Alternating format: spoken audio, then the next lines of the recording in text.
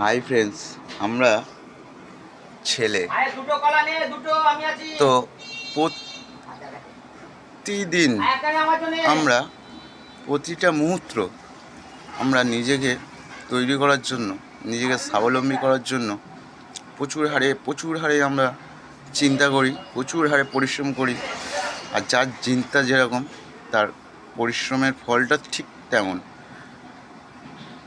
মানে এটা কি হয়, এটা কি করে হয় আমি তো বুঝি না। যে একটা ছেলে 100 হতেই হবে তোমার, নালে সে নাম্বারই পাবে না।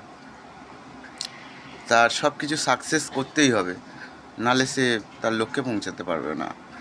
আর কষ্ট এমন একটা জিনিস, সে যদি না করতে শেখে আনন্দ উপভোগ করতে পারবে না। তাই সব কিছুর মধ্যে তবু একবারে হেসে বলি যে আমরা ছেলে, আমরা সব কিছু সহ্য করতে পারি।